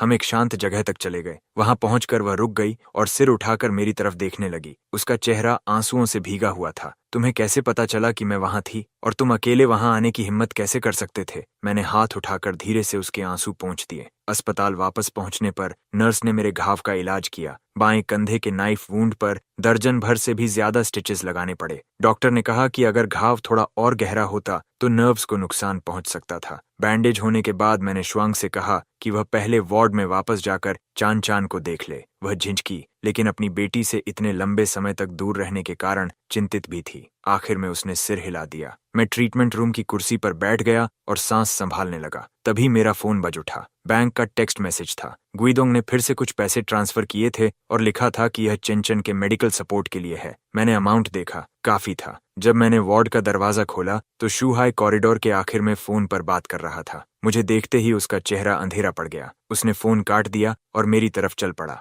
चेंजू शुंग, उसने धीमी आवाज में कहा, दवाइयों के लिए जो 5 लाख युएन का डिपॉजिट जमा हुआ है वह कहाँ से आया? घुड़दौड़ पर सट्टा लगाकर जीता है, मैंने कहा। वह कुछ सेकंड तक मुझे घूरता रहा, फिर ठंडे अंदाज में हंस पड़ा। चेंजू शंग, तुमने सालों तक गैम्बलिंग की और कभी एक पैसा घर नहीं लाए। अब जब बच्ची इतनी बीमार है तभी अचानक बड़ा जैकपॉट जीत गए। मैंने कोई जवाब नहीं दिया। मुझे लगता है तुम मिस्टर लू से पैसे उधार लेकर आए हो। नौकरी ठुकराते समय बड़े शरीफ बन रहे थे, लेकिन बाद में रेंगते हुए वापस जाकर पैसे मांग ली। वह मुड़ा और जाने लगा। मैं तुम्हें बता रहा हूँ, उस 10 लाख युएन के कर्ज में शुआंग को मत घसीटना। मैं वहीं खड़ा उसे जाते हुए देखता रहा। अगले 1 महीने तक शेनचेन अस्पताल में रही। इडियोपैथिक पल्मोनरी आर्टीरियल हाइपरटेंशन बेहद दुर्लभ बीमारी थी। देश के भीतर हम केवल इंपोर्टेड टारगेटेड ड्रग्स के सहारे उसकी हालत को स्थिर रखने की कोशिश कर सकते थे, लेकिन फिर भी उसकी स्थिति धीरे धीरे बिगड़ती जा रही थी। शुआंग और मैं बारी बारी से उसकी देखभाल करते थे। दिन की शिफ्ट वह संभालती थी और रात की शिफ्ट मैं। जब बहुत थक जाते तो कॉरिडोर की कुर्सियों पर थोड़ी देर आराम कर लेते।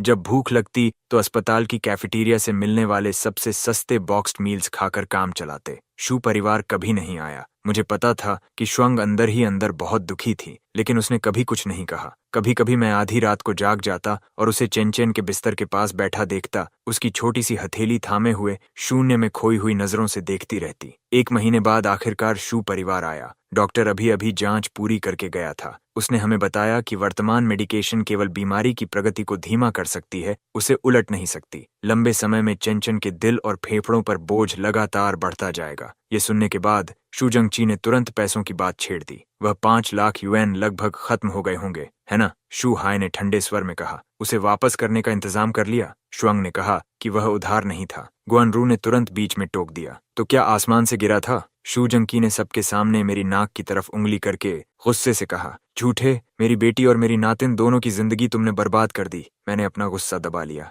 डैड, धीरे बोलिए, बच्चे को परेशान मत कीजिए। तुम मुझे डैड कहने के लायक नहीं हो। उसी समय वार्ड का दरवाजा खुला। डॉक्टर कई स्पेशलिस्ट्स के साथ अंदर आया। कुछ नई खबर है? डॉक्टर ने हमारी तरफ देखा। एक टॉप इंटरनेशनल कार्डियोपल्मोनरी सेंटर की टीम जल्द ही चाइना में advanced interventional combined gene targeted treatment करने वाली है। पल्मोनरी माइक्रोसर्कुलेशन को रिकंस्ट्रक्ट करके और प्रिसाइज टारगेटेड रेगुलेशन के साथ मिलाकर बीमारी की दिशा को मूल रूप से पलटने की संभावना है। वह थोड़ी देर रुकी। शेनचेन के इंडिकेटर्स इस ट्रीटमेंट के लिए बिल्कुल उपयुक्त हैं। शुमंग ने मेरा हाथ कसकर पकड़ लिया। उसकी आंखें चमक उठीं। लेकिन initial treatment cost 10 lakh yuan है। मैं मुड़ा और वार्ड से बाहर निकल गया। कॉरिडोर के अंत में जाकर मैंने गुएडोंग को फोन किया। पैसों की चिंता मत कीजिए, उसने कहा। प्रोफेसर रॉबर्ट वही स्पेशलिस्ट हैं जिन्हें मैं जूरिक से लेकर आया हूँ। उन्होंने आपकी बेटी का केस देखा है और कहा है कि प्रोग्नोसिस उम्मीद से बेहतर है। सर्जरी का परिणाम बहुत अच्छा होना चाहिए। धन्यवाद, मैंने कहा। मुझे आपका धन्यवाद करना चाहिए। वह कुछ पल रुका। मैंने माँ और बेटी दोनों को ढूंढ लिया। मिस्टर चैन, मैं आपका बहुत बड़ा रानी हूँ। मैंने फोन काट दिया और पेमेंट विंडो की तरफ चला गया। जब मैं वापस वार्ड में पहुंचा तो शू जंगी की आवाज सुनाई दी। देखा, जैसे ही पैसों की बात हुई वह भाग गया। मैंग, अगर तुम उससे डिवोर्स ले लो तो शू परिवार इलाज का खर्च देगा। शुआंग की आवाज बहुत धीमी थी लेकिन बेहद दृढ़। मॉम, डैड, भाई, आपकी दयालुता के लिए धन्यवाद, लेकिन सच में हमें इसकी जरूरत नहीं है। जुईशंग अभी अभी एक और 10 लाख युएन जमा कर चुके हैं। वार्ड में कुछ सेकंड तक सन्नाटा छाया रहा। फिर नर्स दरवाजा खोलकर चेन को सर्जरी के लिए तैयार करने अंदर आई और सहजता से बोली, बच्ची के पिता ने फॉलोअप ट्रीटमेंट और इंपोर्टेड टारगेटेड ड्रग्स के लिए एक और 10 लाख युएन स्पेशल फंड के रूप में जमा किए हैं। मैं दरवाजे पर खड़ा होकर शू जुंकी, गुम मानू और शू हाय को स्तब्ध खड़े देखता रहा। ऑपरेटिंग रूम के ऊपर लगी लाल बत्ती जल रही थी। शुआंग मेरे कंधे पर सिर टिकाए खड़ी थी। उसका शरीर हल्का हल्का कांप रहा था। मैंने उसका हाथ पकड़ लिया। प्रोफेसर रॉबर्ट पुल्मोनरी हाइपरटेंशन के क्षेत्र के सबसे बड़े एक्सपर्ट्स में से एक हैं। उन्होंने इस प्रकार के 27 केसेस किए हैं, सभी सफल रहे हैं। शुहाई काले पड़े चेहरे के साथ हमारे पास आया। चेनू जंग, तुमने मिस्टर लू से कितना उधार लिया है? मैंने उसकी तरफ देखा। ये तुम्हारा मामला नहीं है। 20 लाख युएन। शू परिवार को वह रकम चुकाने के लिए घर तक बेचना पड़ जाएगा। वह शुइंग की तरफ मुड़ा। छोटी बहन, मुझे सच बताओ। शुआंग कुछ कह पाती उससे पहले शू जुंग की तेजी से आगे आया और मेरी नाक की तरफ उंगली कर दी। इससे पूछोगे तो ये झूठ ही बोलेगा। गैम्बलिंग का पैसा होगा। फिर वह शुआंग की तरफ मुड़ा। मंगम, मेरे पास अभी 10 लाख युएन की सेविंग्स हैं। अगर तुम डिवोर्स के लिए तैयार हो जाओ तो मैं तुरंत यह पैसा इलाज के लिए दे दूंगा, लेकिन कल सुबह तक मुझे यह पैसा government led nursing home project में इन्वेस्ट करना है। गुमन रू ने समझाया। सालाना रिटर्न कम से कम 30% है। ये रिटायर्ड ऑफिशियल्स के सर्कल के अंदर की अपॉर्चुनिटी है। कॉन्ट्रैक्ट 10 साल का है। 10 साल बाद कंपनी घर उसी हालत में वापस करेगी, साथ में प्रिंसिपल और अर्निंग्स भी। डायरेक्टर जाओ ने कहा है कि यह नेशनल पायलट प्रोजेक्ट है। जगहें बहुत सीमित हैं। हमने सोचा कि यह पैसा आखिरकार तुम्हें ही मिलने वाला है। मैंने शू जंकी की तरफ देखा। डैड, जिस मॉडल की आप बात कर रहे हैं उसमें प्रॉपर्टी को किसी थर्ड पार्टी कंपनी के पास मॉर्गेज करके पेंशन ली जाती है, सही? शू जुंकी एक पल के लिए चौंक गया, फिर तिरस्कार भरी नजर से मुझे देखने लगा। एक पुराने लीडर ने खुद इसकी गारंटी दी है। कॉन्ट्रैक्ट को लॉयर ने रिव्यू किया था। तुम्हें क्या पता, ये पिछले 2 सालों में उभरा एक नया स्कैम है। ये तथाकथित प्रोफेशनल कंपनीज आमतौर पर शेल कंपनीज होती हैं जिनका रजिस्टर्ड कैपिटल सिर्फ कुछ हजार यूएन होता है। शुरुआत में ये कुछ महीनों तक पेंशन समय पर देती भी हैं, लेकिन जब तक तुम्हें असलियत समझ आती है तब तक घर भी जा चुका होता है और पैसा भी। डायरेक्टर जो या तो खुद ठगे जा चुके हैं या। मेरे वाक्य पूरा करने से पहले ही शू जंगी फट पड़ा। बकवास, हमारी पूरी जिंदगी के कनेक्शंस और रिलेशनशिप्स हैं और तुम जैसे शराबी हमें सीख दोगे? कॉन्ट्रैक्ट काले सफेद में लिखा हुआ है, क्या सरकार उसे नजरअंदाज कर देगी? मुझे लगता है तुम सिर्फ जल रहे हो। अचानक शुअन खड़ी हो गई, उसकी आवाज कांप रही थी। अपना प्रोजेक्ट लेकर जाइए, मुझे आपके पैसों की जरूरत नहीं है। चेंचिन की किस्मत मैं खुद उठाऊंगी, वह जिए या मरे मैं जिम्मेदारी लूंगी। शू जिंगिस का चेहरा बैंगनी पड़ गया। उसने अपनी बेटी की ओर देखा लेकिन कुछ कह नहीं पाया। आखिरकार उसने हाथ झटक दिया। ठीक है, बाद में पछताना मत। कुमानू लाल आंखों के साथ आह भरते हुए चली गई। शू हाय कुछ कहना चाहता था लेकिन रुक गया। पूरा परिवार मुड़कर चला गया। ऑपरेटिंग रूम के बाहर का कॉरिडोर अचानक शांत हो गया। शुंग बेंच पर ढह गई और उसकी आंखों से चुपचाप आंसू बहने लगे। मैंने धीरे से उसका कंधा थाम लिया। 4 घंटे बाद ऑपरेटिंग रूम की लाल बत्ती बुझ गई। अटेंडिंग फिजिशियन मुस्कुराते हुए बाहर आया। सर्जरी बहुत सफल रही। बच्ची को 48 घंटे आईसीयू में ऑब्जर्वेशन के लिए रखना होगा, लेकिन प्रोग्नोसिस बहुत आशाजनक है। शूमंग के पैर जवाब दे गए। मैंने उसे समय रहते संभाल लिया। उसने अपना चेहरा दोनों हाथों से ढक लिया और उसकी उंगलियों के बीच से आंसू बहने लगे, लेकिन इस बार ये खुशी के आंसू थे। 2 महीने बाद चेंचिन डिस्चार्ज के योग्य हो गई। छोटी लड़की का रंग रूप पहले से काफी बेहतर हो चुका था। हालांकि उसे अभी भी नियमित मेडिकेशन और चेकअप्स की जरूरत थी, लेकिन अब वह इधर उधर उछल कूद करने लगी थी। उसकी नई जिंदगी का जश्न मनाने के लिए हमने एक नए खुले हाई एंड स्टेक हाउस में टेबल बुक किया। मैंने अपनी बेटी से वादा किया था कि जब वह ठीक हो जाएगी तो मैं उसे सबसे अच्छा स्टेक खिलाऊंगा। स्टेक हाउस का माहौल बेहद एलिगेंट था। चंचन अपनी सीट पर उत्साह से छोटे छोटे पैर हिला रही थी। श्वंग ने उसकी नैपकिन ठीक से फैला दी। डिशेस परोसी जा चुकी थीं। मैं स्टेक काटने ही वाला था कि एक महंगे लेकिन ठीक से फिट न होने वाले सूट में एक युवा आदमी आयल से गुजरा। उसने यूं ही नजर डाली, लेकिन जैसे ही उसकी नजर शुमंग पर पड़ी वह रुक गया। श्वंग, उसके चेहरे पर पहले हैरानी आई, फिर एक खेलती हुई मुस्कान उभर आई। वह आगे बढ़ा और उसकी नजर मुझ पर तथा चंचन पर घूमी। चांचन पर कुछ क्षण ज्यादा ठहर गई, फिर उसकी नजर वापस श्वंग के चेहरे पर आ गई। सुना था तुम शादी कर चुकी हो, क्या ये तुम्हारे पति हैं? श्वंग की उंगलियां हल्की सी कस गईं। इस आदमी का नाम जू फंग था। यही वह व्यक्ति था जिससे उसके माता पिता कभी उसकी शादी करवाना चाहते थे। उसे देखते ही श्वंग का शरीर साफ तौर पर तन गया। जूफांग, श्वंग की आवाज अस्वाभाविक थी। क्या संयोग है? जूफांग मेरी तरफ मुड़ा और मुझे ऊपर से नीचे तक परखने लगा। उसकी जांचती हुई नजरें बिल्कुल छिपी नहीं थीं। उसने हाथ बढ़ाया। मिस्टर चेन, आपसे मिलकर खुशी हुई। ये आपकी बेटी है? काफी बड़ी हो गई है। मैं खड़ा हुआ और उससे हाथ मिलाया।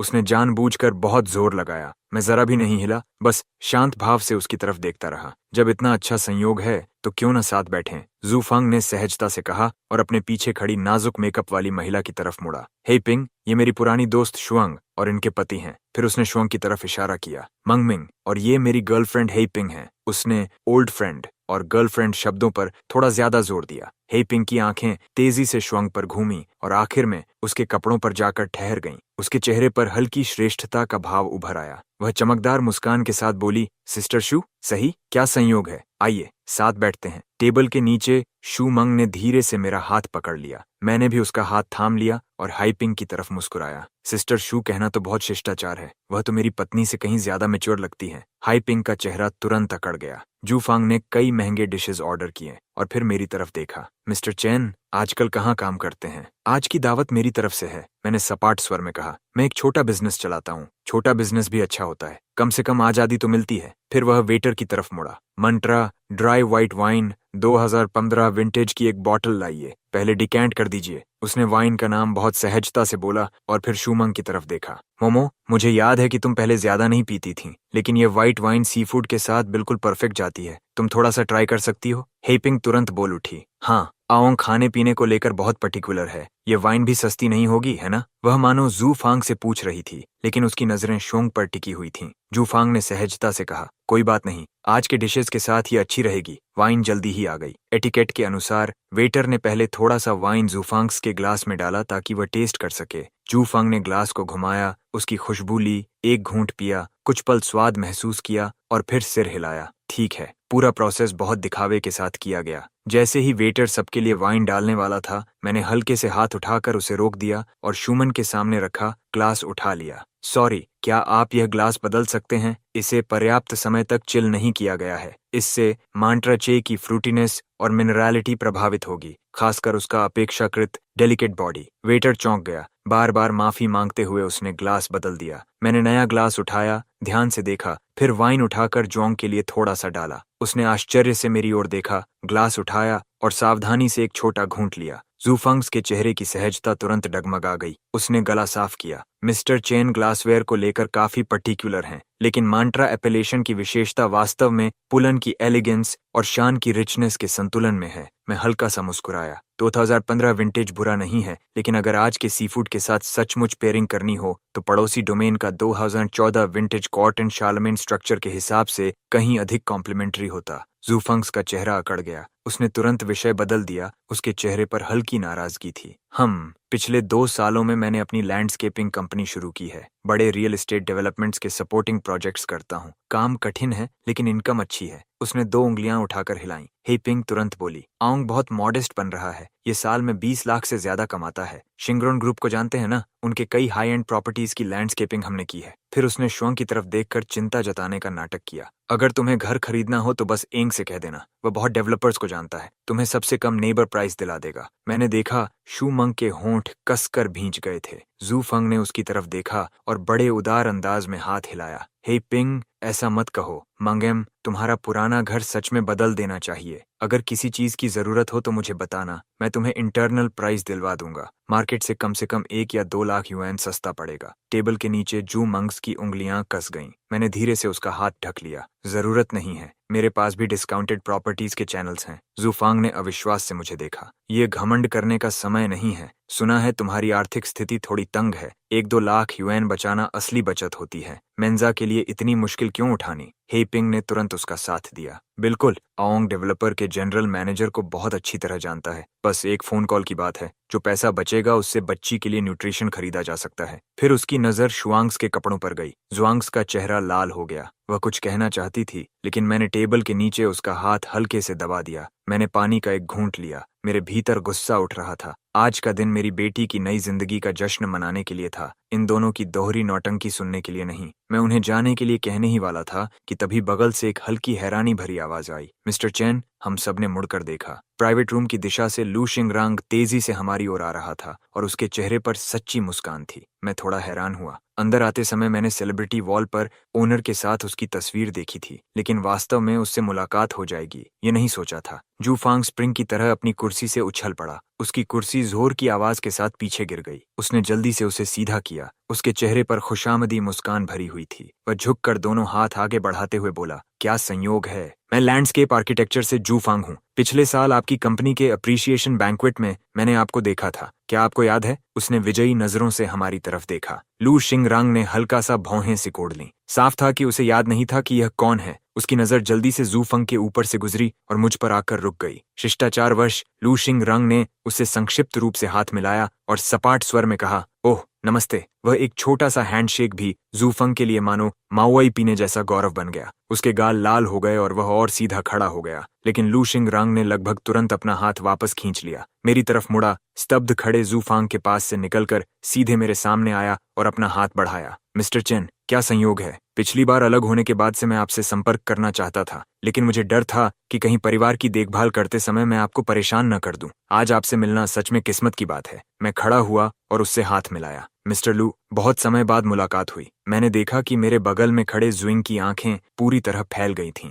उसका पूरा शरीर मानो बिजली गिरने से जड़ हो गया हो। चेहरे पर चिपकी खुशामदी मुस्कान अभी तक गायब नहीं हुई थी, लेकिन उसमें सदमा घुल चुका था। उसका भाव इतना विचित्र था कि देखने लायक था। हे पिंग लू शिंगरांग को नहीं जानती थी। उसने सिर्फ इतना देखा कि उसके बॉयफ्रेंड को नजरअंदाज कर दिया गया था, जबकि मैं, एक फल बेचने वाला आदमी, इस प्रभावशाली व्यक्ति के साथ हंसते बोलते बात कर रहा था। उसने होंठ सिकोड़ते हुए इतनी धीमी भी आवाज में नहीं कहा, ओह, तो अब फल बेचने वाले भी रियल एस्टेट पर चर्चा करने लगे हैं, कितना नया है। जैसे ही यह बात निकली, माहौल ठंडा पड़ गया। लू शिंगरांग के चेहरे की मुस्कान गायब हो गई। उसकी तेज नजर हेपिंग पर गई, फिर मुझ पर आकर ठहर गई, मानो पूछ रही हो कि मामला क्या है। मैंने उसका हाथ छोड़ दिया और शांत स्वर में कहा, ओह, ये मेरी पत्नी के पुराने परिचित हैं। संयोग से मुलाकात हो गई। ये लोग बहुत उत्साही हैं। इन्होंने सुना कि हम घर खरीदने का सोच रहे हैं, तो आपके डेवलपमेंट में डिस्काउंटेड इंटरनल प्राइस दिलाने के लिए किसी से मिलवाने पर जोर देने लगे। लू शिंगरांग बेहद चतुर व्यक्ति था। उसके चेहरे पर मुस्कान वापस आ गई, लेकिन अब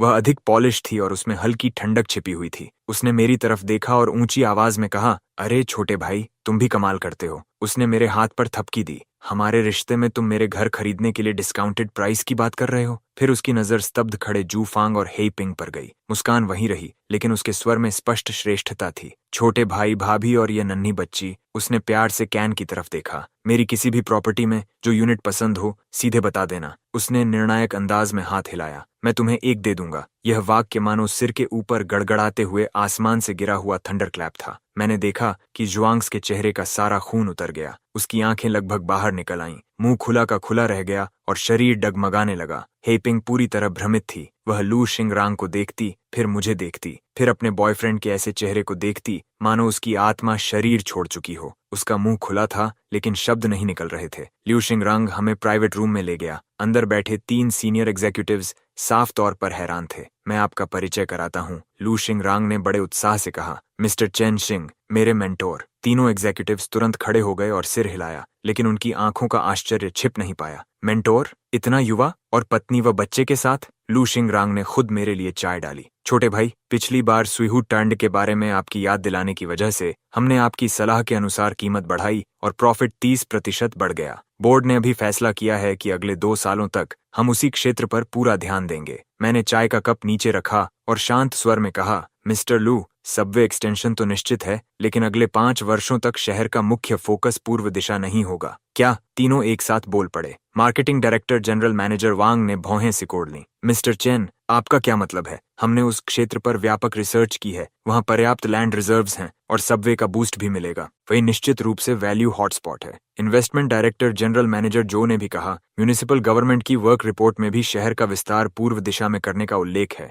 पॉलिसी डायरेक्शन बिल्कुल स्पष्ट है। वाइस प्रेसिडेंट जांग कुछ नहीं बोला, लेकिन उसकी आंखों में साफ संदेह था। लू शिंगरांग आगे झुककर बैठ गया और मेरे अगले शब्दों का इंतजार करने लगा। आप जो कह रहे हैं वह सब सही है, लेकिन आप एक निर्णायक वेरिएबल को नजरअंदाज कर रहे हैं। कौन सा? मैंने शांत स्वर में कहा, एंटी करप्शन। प्राइवेट रूम तुरंत खामोश हो गया। नए मेयर को नॉनिंग न्यू डिस्ट्रिक्ट से ट्रांसफर किया गया है। पिछले साल उस डिस्ट्रिक्ट में बड़े स्तर पर पर्सनल अर्थक्वेक हुआ था। अगर वह अपनी अथॉरिटी स्थापित करना चाहता है तो उसे शुरुआत में ही कड़ा कदम उठाना होगा। मैंने उंगली से मेज पर हल्की थपकी दी। पूर्व दिशा का विस्तार बहुत अधिक लैंड ट्रांसफर, डिमोलिशन कॉम्पनसेशन और प्रोजेक्ट बिडिंग से जुड़ा हुआ है। इस संवेदनशील समय में वहां का पानी बहुत गहरा है। वह उस दिशा को हाथ नहीं लगाएगा। इसके बजाय मैंने दक्षिण पश्चिम दिशा की ओर इशारा किया। वह सबसे कम रेजिस्टेंस वाला रास्ता चुनेगा। वह रास्ता जहां परिणाम जल्दी दिखाई दें। ओल्ड सिटी रेनोवेशन और रिवर साइड एक्सपेंशन। वहां प्रॉपर्टी राइट्स जटिल हैं, इसलिए कोई आसानी से गड़बड़ करने की हिम्मत नहीं करेगा। वहां आइडल लैंड का आधार मौजूद है, रिवर व्यू है और थोड़ी सी पॉलिसी सपोर्ट मिलते ही वैल्यू तुरंत बढ़ जाएगी। जहां तक पूर्व दिशा की बात है,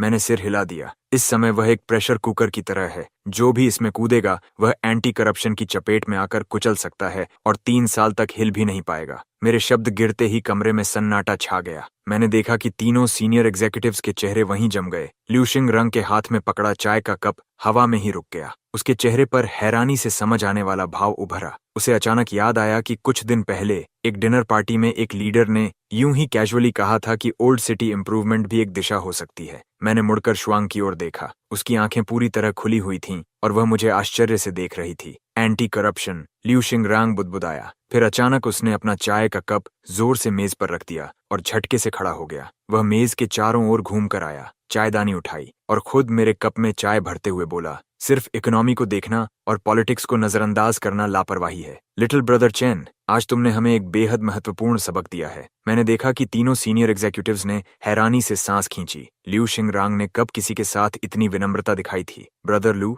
आप मेरी बहुत तारीफ कर रहे हैं, मैंने मुस्कुराते हुए कहा। मैं तो बस जोर से सोच रहा था। अगर मैंने कुछ अनुचित कह दिया हो तो माफ कीजिए। बस जोर से सोच रहे थे। लिू शिंगरांग ने सिर हिलाया। तुम्हारा हर शब्द 1000 सोने के बराबर है। अगर उसमें मूल्य न होता तो मैं ऐसा न कहता। यह सलाह 10 अरब की है। लिू शिंगरांग वापस बैठ गया। उसकी आंखें चमक रही थीं। लिटिल ब्रदर, तुमने मेरी बहुत मदद की है। मैं तुम्हें यूं ही जाने नहीं दे सकता। बाहर मैंने जो कहा था वह अभी भी कायम है। तुम्हें जो घर चाहिए मैं दूंगा। मेज के नीचे श्वंग ने मेरा हाथ कसकर पकड़ लिया। देने की जरूरत नहीं है, मैंने सिर हिलाया। मैं खरीदूंगा। खरीदोगे? जो चाहो खरीदो, जो पसंद हो चुन लो। मैं तुम्हें सबसे कम कीमत दूंगा। नहीं, मैंने मुस्कुराकर कहा। मुझे वांजा होलसेल मार्केट में एक स्टॉल चाहिए और उसके बगल वाले व्यूशिंग जवन कॉम्प्लेक्स में एक छोटा अपार्टमेंट भी। लगभग 80 या 90 स्क्वायर मीटर काफी होंगे। मैंने देखा कि सब लोग फिर से स्तब्ध रह गए। साउथ ईस्ट एरिया वह जमीन थी जिसे कंपनी ने बस बचे हुए पार्सल समेटने के लिए विकसित किया था। वहां की सुविधाएं साधारण थीं और उससे कोई खास मुनाफा नहीं होता था। लिटिल ब्रदर, क्या तुम मजाक कर रहे हो? लिू शिंगरांग ने भौहें सिकोड़ लीं।